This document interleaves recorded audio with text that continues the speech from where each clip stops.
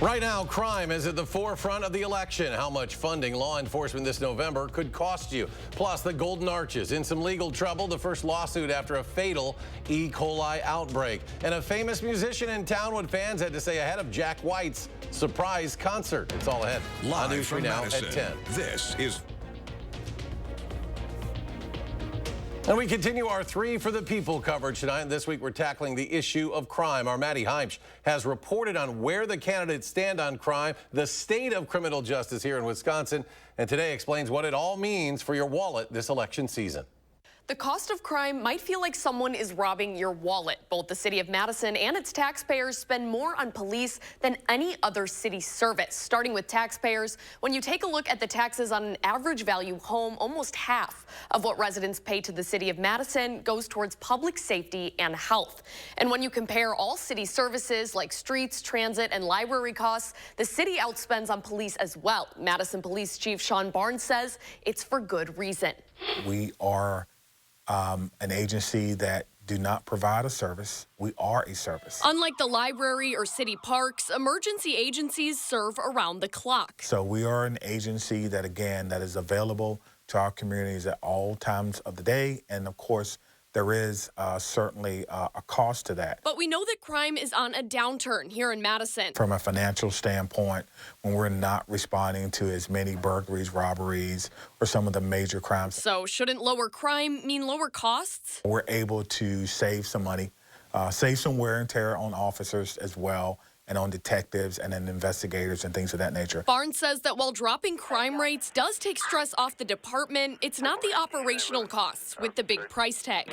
Of the $91 million allocated to the police department in 2024, 89% was spent on salaries and benefits for officers, detectives, and support staff. Some taxpayers say the money could be going other places. Like, these are the things that will make for a safer community, not necessarily more officers, but more programming and really more community engagement. Shadera Kilfoy Flores is a Madison mom involved in community groups like the Police Civilian Oversight Board and Moms on a Mission. I wish that, that we were able to allocate more money towards prevention and more money towards accountability. Dane County Sheriff Kelvin Barrett says the political rhetoric around law enforcement funding has real effects.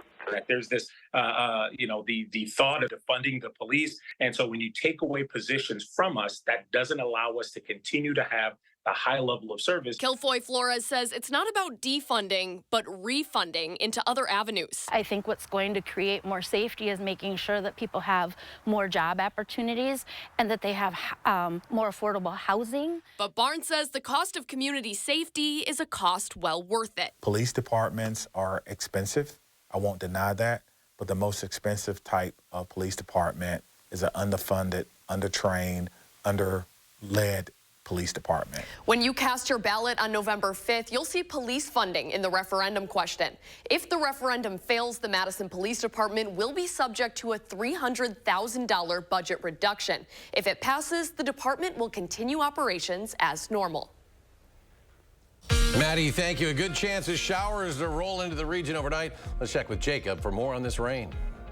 Yeah, right now we are already seeing those showers and a few storms, especially in the far southern portion of Wisconsin. Really, they've developed quite quickly over the last hour or so, and right now seeing pretty heavy rain across portions of Rock County, and that system just along the Wisconsin-Illinois border continues to push into Rock County. Meanwhile, in Dane County, seeing some light to moderate showers, a few lightning strikes here and there, but for the most part, we're not seeing any thunderstorm activity for Dane County, mostly staying to the south of that. Also want to point out further north, there is a line of some storms moving into the northern portion of our area. This line kind of moving almost due east, may even drift a little bit towards the south. So areas in the north and north central portion of our viewing area may see this line over the next few hours as well. But rain is expected to continue throughout most of the overnight hours into the early morning hours on Friday, especially before sunrise. We may continue to see some of these shower activities kind of linger across the area. But by the time we get to sunrise, we're only expecting very light sprinkles at that hour, and we're going to see sunshine pretty quickly for your Friday. So looking at the overnight forecast, this is kind of by the time we get to the morning. Really the only areas seeing rain and cloud cover will be southern and southeastern locations. The rest of the area, especially northwest, will see clear skies by then as lows will drop into the upper 40s. We'll be dry through the weekend, but pretty active for next week. I'll talk more in detail about the full forecast beyond tonight coming up a little bit later. All right, Jacob, thank you. The Rock County Medical Examiner has identified the man who died after falling from a boom truck at the county fairgrounds there. Timothy Gillitzer of Milton died last Saturday from injuries suffered in the fall. Gillitzer and a 62-year-old Janesville woman fell about 10 feet from an extended boom on a truck during an Employee Appreciation Day event hosted by Rock Energy Cooperative. The woman survived the fall and was treated for her injuries. That incident remains under investigation. Public Health Madison and Dane County urging community members to throw out pizza from a local store from Monday through today. Famous Yeti's Pizza in Stoughton served pizza contaminated with THC. Now, officials say the contamination was unintentional. Possible THC-related symptoms include dizziness, increased blood pressure, anxiety, vomiting, and sleepiness. Public Health asked those who ate the pizza and got sick to complete their questionnaire to help with the investigation, and a link to that can be found on our website, channel3000.com. The first lawsuit has been filed against McDonald's over the E. coli outbreak linked to at least one death and dozens more being sick in at least 10 states. According to the lawsuit, a Colorado man bought and ate food from his local McDonald's in early October. 2 days later, he got sick and ended up in the emergency room and later was diagnosed with E. coli. The man's lawsuit accuses McDonald's of product liability, negligence, and breach of implied warranties. The U.S. Food and Drug Administration says beef patties or slivered onions in quarter pounders are likely the source of that contamination. Consumers go to restaurants not expecting to get poisoned if it is found that the onion supplier supplied them contaminated onions. So they can say, yes, it's my fault. I served you the hamburger, but the onion supplier needs to pay for it. Well, the CDC believes the onset dates for this disease were between September 27th and October 11th. Recent research from UW-Madison found Hmong residents in nursing homes in the upper Midwest face an imbalance in the level of care they receive. Researchers conducted interviews of residents, family members, and staff at a nursing home in Minnesota, and though they say the findings are transferable to Wisconsin, they found language to be a huge barrier. It leaves Hmong residents feeling isolated and disconnected and even unable to communicate the need for the most basic care. And I don't think all of this is intentional, right? I think that sometimes, if you're not able to communicate and there's nobody there to interpret, a lot of that care gets neglected. Other findings from the study include lack of meaningful activities that were culturally appropriate to non-white residents and access to culturally relevant food, which can also feel isolating. Now, with regards to language, the Dane County executive included a position in her proposed 2025 budget to help address that barrier. Well, during this Breast Cancer Awareness Month, researchers are putting the spotlight on lymphedema and a new high-tech way that can possibly detect the condition early. Surgery and radiation can lead to the condition, which causes lymph fluid to build up, usually in arms or legs, leading to swelling. And now a study at The Ohio State University is testing whether smartwatch technology could detect the painful condition earlier. The watch has non-invasive sensors that use a form of light to detect the volume of blood and liquid in the tissues. Researchers are enrolling up to 35 men and women who have lymphedema in one arm for the study. Cardiovascular disease, the leading cause of death in the U.S. Nearly 128 million adults in the U.S. alone live with the disease. And a recent American Heart Association report projects heart disease and stroke will affect more than 60% of Americans by the year 2050. Doctors say to stay heart healthy, people should avoid smoking, limit alcohol, maintain a healthy weight, and eat a balanced diet. A new report shows the number of kids and teens with obesity has risen sharply over the last 2 decades, according to the CDC. In 2000, nearly 14% of young people ages 2 through 19 were obese. As of 2023, that number jumped to more than 21%. And in the same time period, severe obesity in that age group nearly doubled. Doctors say changing the obesity trend is something that needs to be comprehensive and done over time. That might mean that I meet with you regularly for more than a year to be working with the entire family about what's happening with food, what's happening with physical activity, really monitoring interventions and supporting the family in making those changes. Medical experts say there are simple ways parents can help support a child's health, like removing all juice and soda from the home, making healthy snacks more accessible, and doing something active as a family after dinner. And a national organization for Alzheimer's patients is offering tips to caregivers to keep their loved ones dementia safe this Halloween. The Alzheimer's Foundation of America says the scary sights and sounds of the holiday can present some challenges for someone living with dementia. The AFA says family caregivers should avoid interactive or frightening decorations. Don't leave your loved one alone to give out candy, and keep the lights on in your home. Anyone with questions about the disease can contact the AFA's helpline. One half of the rock duo The White Stripes is holding a surprise concert tonight. Jack White and his band playing at the High Noon Saloon. The concert, part of White's No Name Tour. Tickets went on sale at 1 and sold out within hours of becoming available this afternoon. One fan says the smaller venue like the High Noon Saloon brings with it a more personal environment. I love live music. I go to as many concerts as I can. A small venue is just so much more personal, and especially with a larger artist in a small venue, it's just such an awesome experience. The tickets were priced at $125, but some students were able to get in for just $25. And it's homecoming weekend here in Madison, so if you plan on driving around downtown early tomorrow evening, you'll want to take a look at your screen right now. Street closures for the homecoming parade will start at about 4 o'clock, starting on Langdon between Lake and Wisconsin. Wisconsin Avenue also closes at 4 from Langdon over to West Gilman, and West Gilman from State to Wisconsin Avenue will close at 5 p.m. Northbound Lake Street will close from University to Langdon at 6. All streets will be back open just after 8. The parade starts at 6. After the break on News 3 Now at 10, Jacob tells us about the wet forecast tonight. Plus, both presidential candidates making their final pushes through battleground states. What former President Trump and Vice President Harris are doing to reach undecided voters.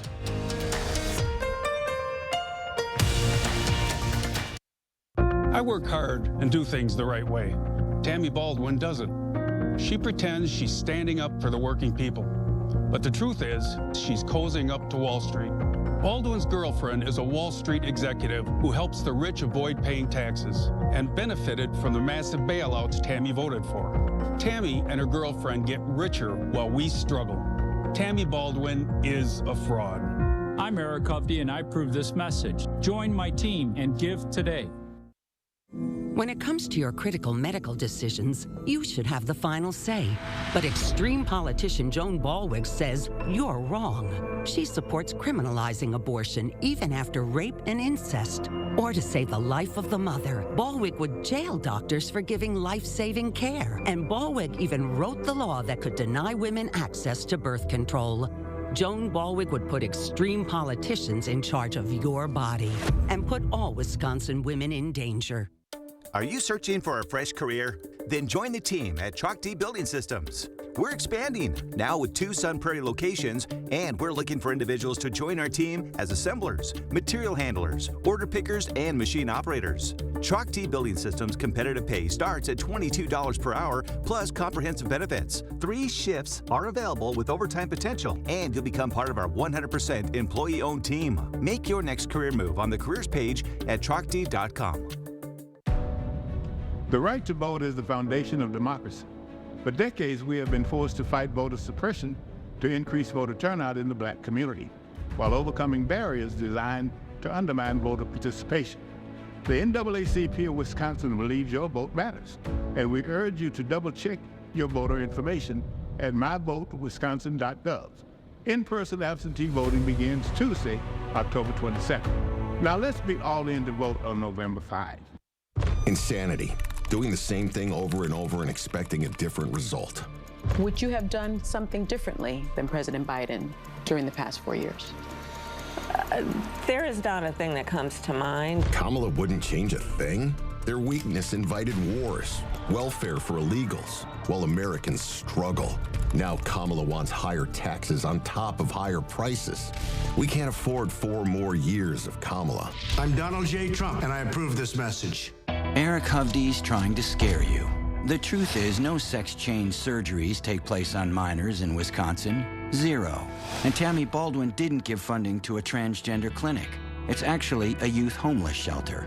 Eric Hovde knows that. But he's a billionaire banker who thinks he can lie about anything, including falsely attacking Tammy Baldwin by questioning her personal life. Wisconsin's better than Eric Hovde. I'm Tammy Baldwin, and I approve this message. The final sprint to Election Day is on, and News 3 Now this morning is focused on the races and the policies that matter to you, the voter. We're taking a look at both sides of the issues and where the candidates stand so you can cast your vote with confidence. 3 for the People, only on News 3 Now. You're watching News 3 Now at 10. Former President Donald Trump will be in Green Bay next Wednesday, and surrogates for both the Trump and Harris campaigns are set to make stops in Wisconsin this weekend. Tomorrow, Tulsi Gabbard will be in Oregon at the Five Bridges Farm at about 2 in the afternoon. She's looking to bolster support for former President Trump among the LGBTQ community. Meanwhile, Secretary of Transportation Pete Buttigieg is scheduled to visit Green Bay, Appleton, Oshkosh, and Fond du Lac on Saturday. He's expected to focus on issues like lowering consumer costs and protecting reproductive freedoms. Well, former President Trump is in the West holding rallies in Arizona and Nevada. Meanwhile, Vice President Kamala Harris is focusing on Georgia with help from former President Barack Obama. Dina Demetrius reports from Los Angeles. My friend, the next president of the United States of America, Vice President Kamala Harris. Vice President Kamala Harris led a star-studded rally in Georgia, sharing the stage with former President Barack Obama for the first time during her campaign. Thank you, Mr. President. Just 12 days left in one of the most consequential elections of our lifetime. And I don't need to tell you, voting has already started.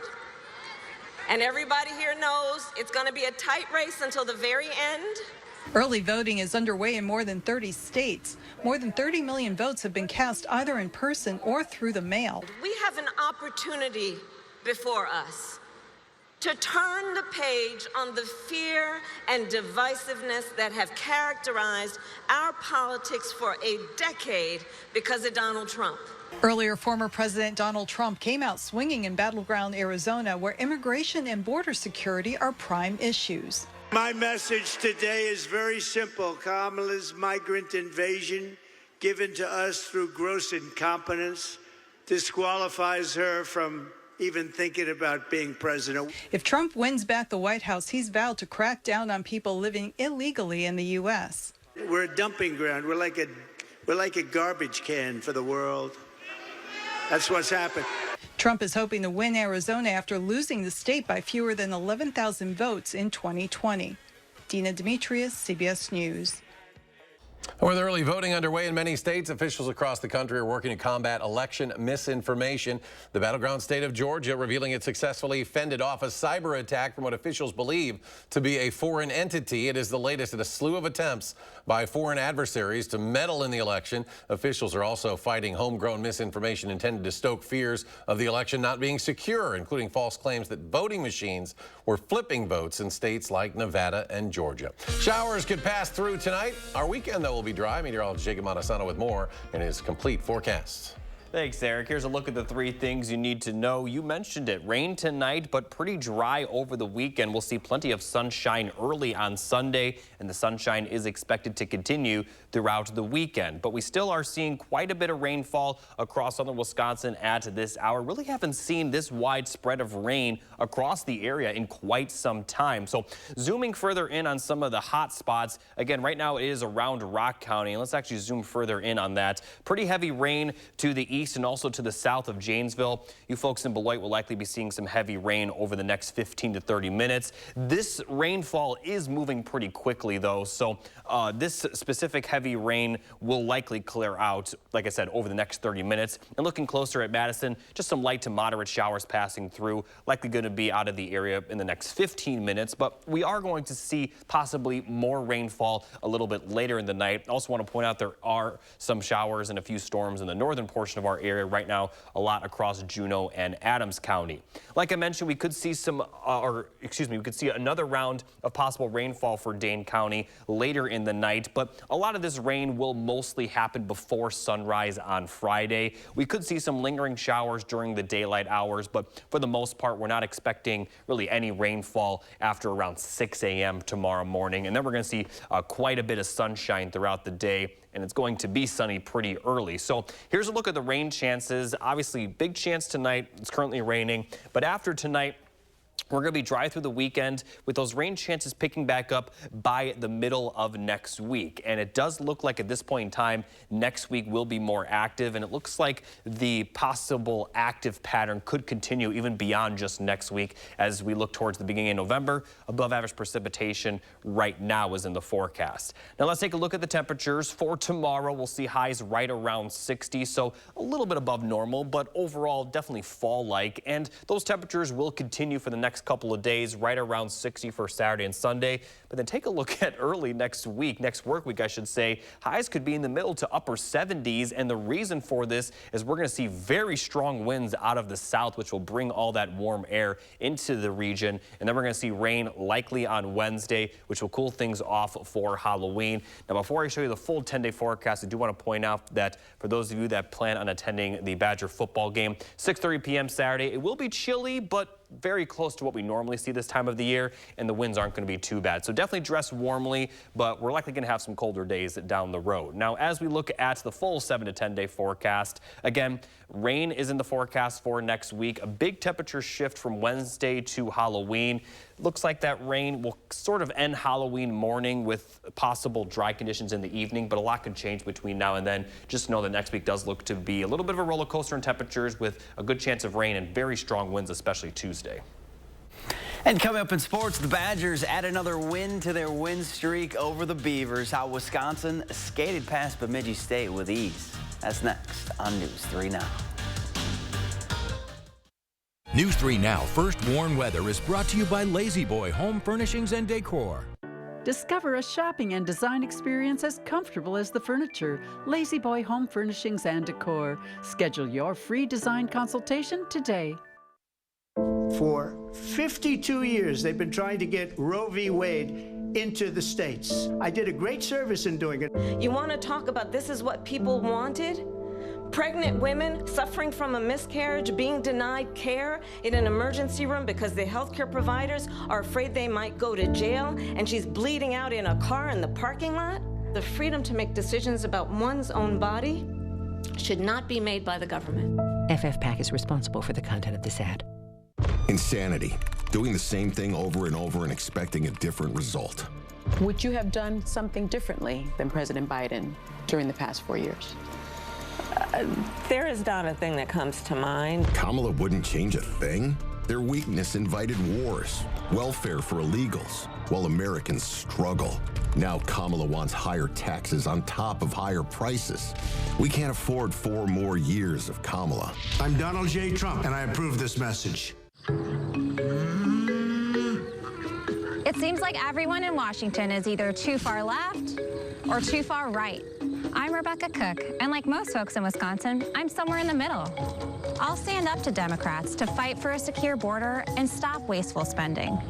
I'll stand up to extremists like Derek Van Orden, who wants to ban all abortions with no exceptions. Like you, I'm fed up and ready for change. I approve this message because it's time that we sent one of us to Congress. With high inflation, working families like mine are hurting, and Kamala Harris helped create this mess. Now, while Americans struggle, Kamala spent our tax dollars putting illegal immigrants up in hotel rooms, and she supported spending our tax dollars to give illegals sex changes. It's not just liberal, it's insane. Kamala Harris can never, ever be our president. Preserve America PAC is responsible for the content of this advertising. National Democrats have been a disaster. Higher prices, open borders, making our communities less safe. They can't run on their record, so they try to distract you by lying about abortion. Here's the truth. I oppose a national abortion ban. Early in a pregnancy, women should have the right to decide. We should allow for exceptions. And finally, the people of Wisconsin need to decide this issue, not politicians in Washington. I'm Eric Hovde, and I approve this message. I'm Kamala Harris, and I approve this message. Donald Trump makes a lot of promises, but we can be sure of one thing. If he wins, he'll ignore all checks that rein in a president's power. It's all in Trump's Project 2025 agenda. What does that mean for you? Higher cost on groceries, cuts to Social Security and Medicare, more tax breaks for billionaires, and a national abortion ban putting women's health at risk. A second Trump term, more unhinged, unstable, and unchecked.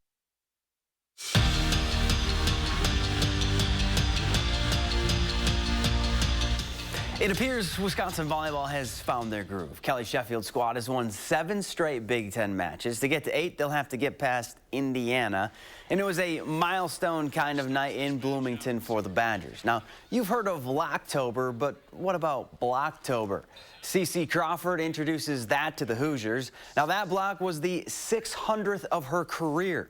She finished with 8 blocks on the night. The Badgers would win the first 2 sets, and then in the third, Sarah Franklin hammers it home for the kill.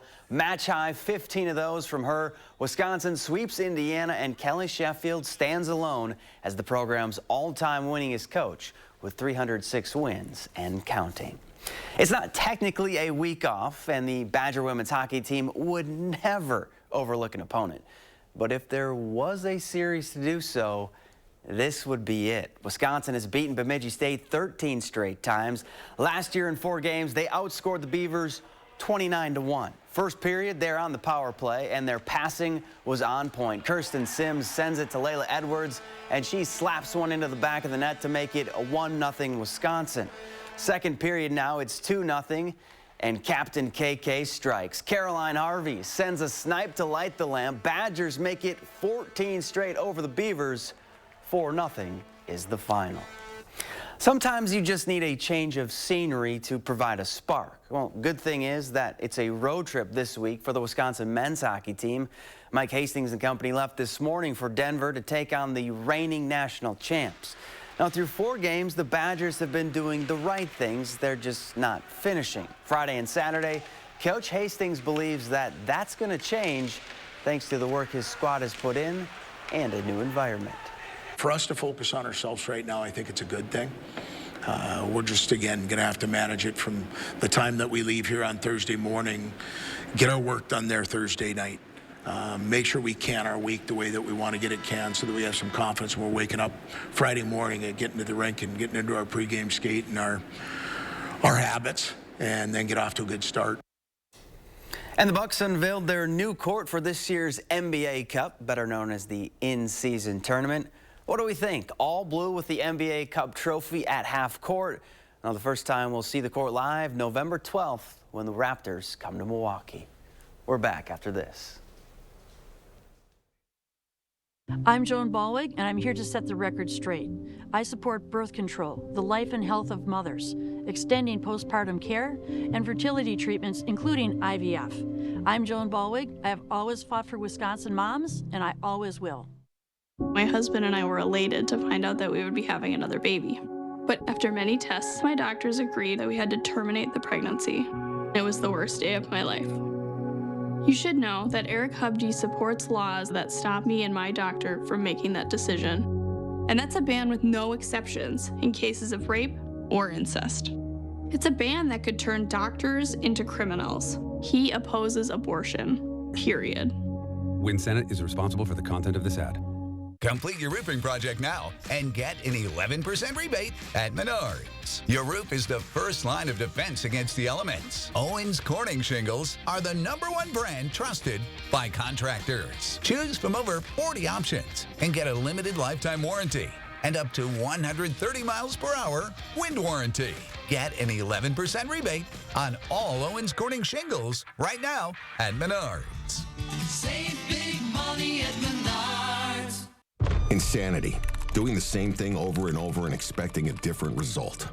Would you have done something differently than President Biden during the past 4 years?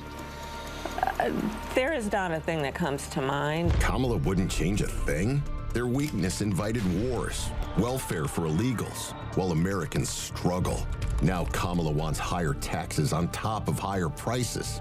We can't afford 4 more years of Kamala. I'm Donald J. Trump, and I approve this message. How extreme is Todd Novak? He thinks a woman's most private medical decisions should be up to him. Todd Novak has a 100% anti-abortion rating. He supports letting politicians ban abortion with no exceptions for rape, incest, or to save a woman's life. And Todd Novak authored the law to ban abortion here in Wisconsin. Elizabeth Grabe will defend abortion rights. She knows private medical decisions are between women and their doctors. They've had 3.5 years to fix the border. Why hasn't she done it?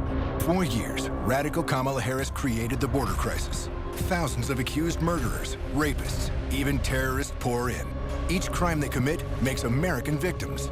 Innocent victims of Kamala's open border agenda. They were bludgeoned, raped, strangled, stabbed, shot, and murdered.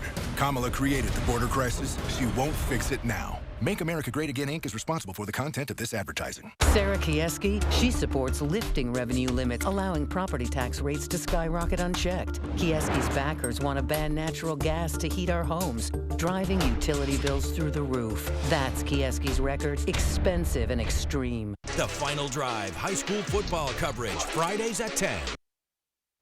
New tonight. What number am I thinking of? 4. No. Julia Louis-Dreyfus takes the Colbert Questionnaire. New tonight on CBS.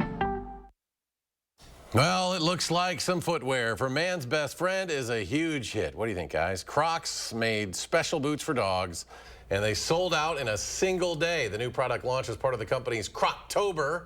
You said Locktober, Blocktober. Yeah, we got Croctober, yeah. The promotion. The pet boots launched alongside matching clogs for pet owners as part of Croc Day. The doggy boots, which come in green and pink, were priced at $50. Sold out. My dog would just eat those. I don't think my dog would keep, we never tried, but I don't think you keep anything on his feet. Just chew on them. Final check of the forecast. We got some rain rolling through. Yeah, we're going to see that rain tonight, but it's going to clear out pretty quickly for tomorrow. We'll have sunshine early and pretty often, and then we'll be dry through the weekend. Next week does look to be a bit more active, as we'll see some thunderstorms Wednesday and very mild temperatures, followed by much more seasonable temperatures, and it also will be pretty windy. All right, Jacob, thank you. Thanks for joining us for News 3 Now at 10, folks. Have a great night.